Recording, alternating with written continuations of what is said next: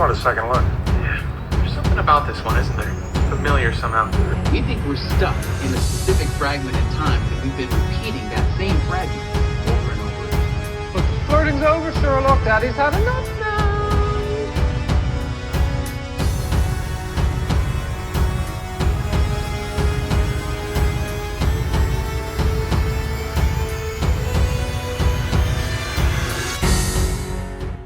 Hello and welcome to You've Seen It Before, TV Reviews Connections of Mind.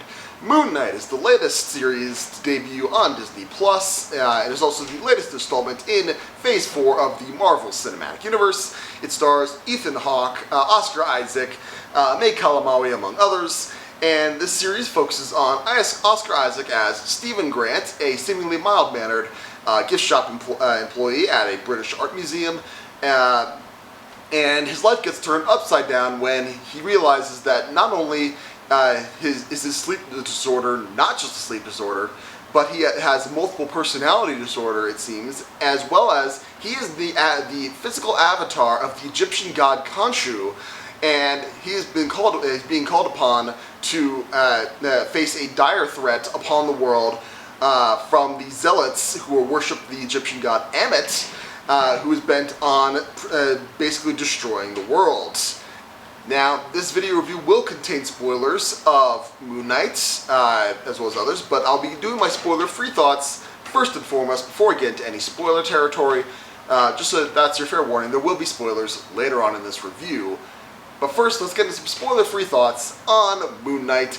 Is it a good series? Is it worth watching on Disney+? Is it a worthy addition to the Marvel Cinematic Universe? I would say, as far as Marvel series go, this is one where this is definitely very interesting. It is very different Marvel series that we've seen thus far. It's more along the lines of a WandaVision or a Hawkeye, in my opinion, or a Loki, really, where there is a sort of an experimentation going on here, where Oscar Isaac as Stephen Grant, and I guess this is sort of a spoiler, although this is dealt with in the first episode.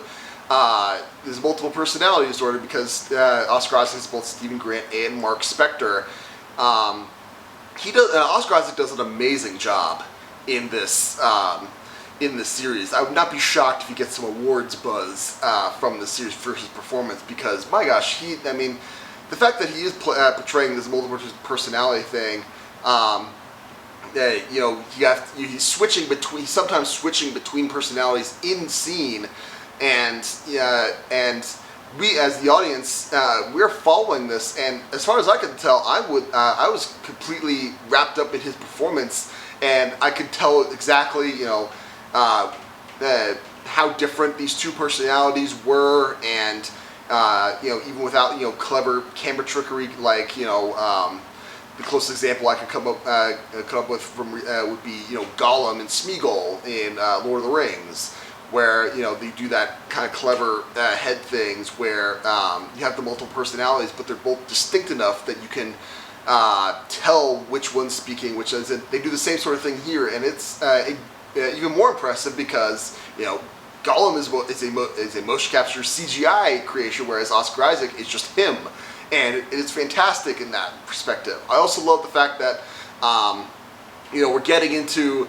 the more mystical elements of the Marvel Universe at this point, where we're kind of already been working through that point anyway. We got Doctor Strange working on there, Scarlet Witch, that sort of elements going on there. Loki's got the multiverse going on there, but this one we're actually dealing with the Egyptian gods at this point, and they're apparently real. And I'm a sucker for Egyptian mythology. I love studying that sort of thing, and that's kind of why maybe just because I'm a huge fan of Stargate, that franchise, then that's very big into Egyptian mythology as well. That I was already kind of that was just kind of a next leap for me on that front, and I love the fact that they work that in very well in this series as well. And also, really everyone does a good performance in this series. Ethan Hawke as the villain, Harrow, he's very good at being menacing And even when he's not, he's trying not to be menacing. That's going a little later into that, why that works. But again, he does a good job, as well as May Kalamaui as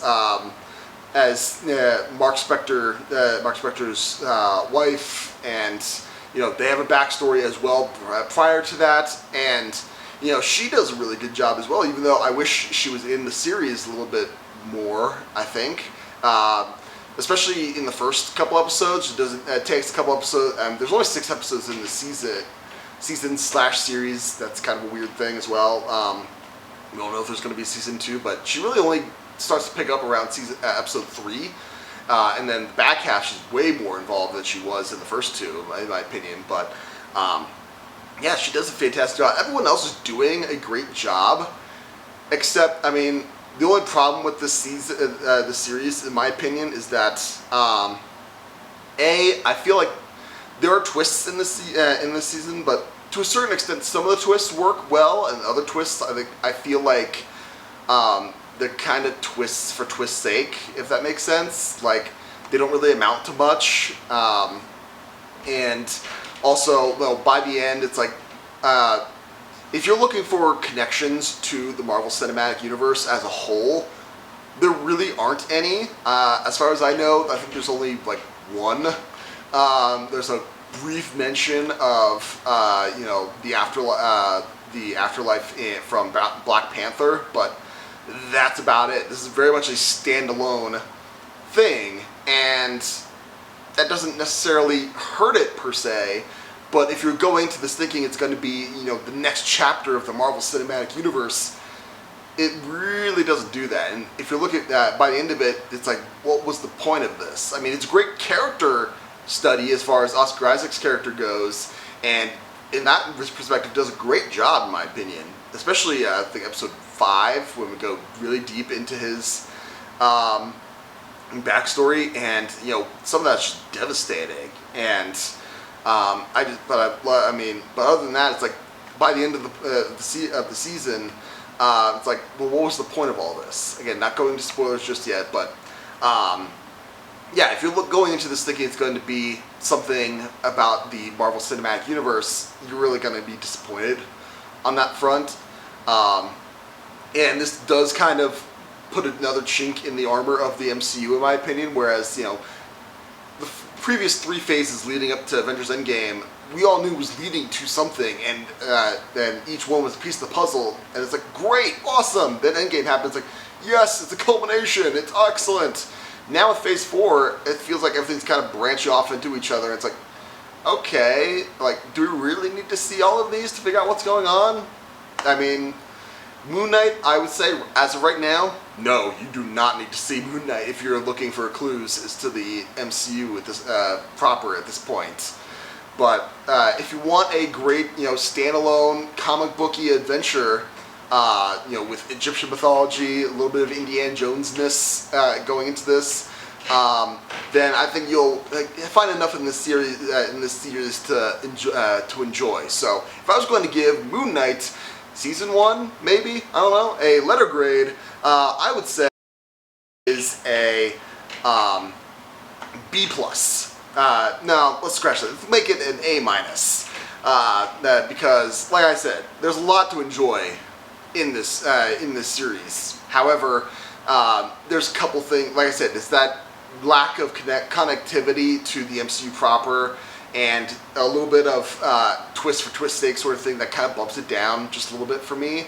But your results may vary on that point. So those are my spoiler-free thoughts on Moon Knight. Now let's get into some spoiler talk as to certain plot developments and character arcs that may seem familiar to you and where you may have seen them before.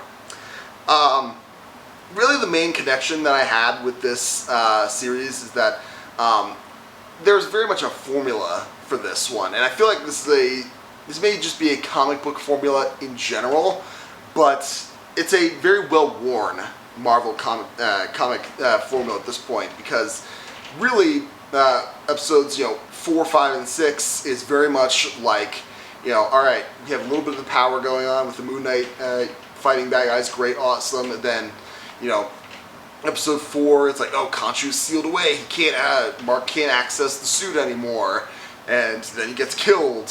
But then something happens, and then he gets brought back to life, and he gets his powers back, and then we have our big battle at the very end.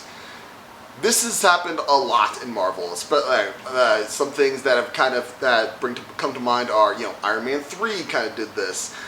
Ghost Rider: Spirit of Vengeance did this. Really, you could kind of point to most of, especially the first seasons of the Netflix Marvel series. Daredevil, Luke Cage.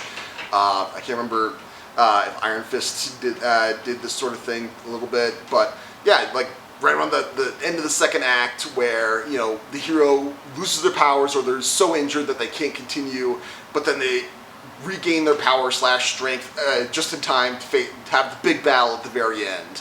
Again, this is a formula that Marvel's done so many times, and I feel like that kind of weakens it a little bit, but like I said, there's enough here to enjoy outside of that I think you're going to have a good time with Moon Knight. But what did you think of Moon Knight series / season 1? Did you like it? Did you not like it? Did I miss anything in my analysis? Let me know in the comments down below. Thank you so much for watching. I appreciate whatever audience I can get. Be sure to look for my other TV review that I posted for Picard Season 2, as well as look for my next movie review coming soon, which will be for Top Gun Maverick, which I believe comes out May 27th. And if you like this video or any other video on my channel, please give me a like, share, and especially subscribe. I'd very much appreciate it. Again, thank you so much for watching, but just remember, there is nothing new under the sun, and yes, you have seen it before.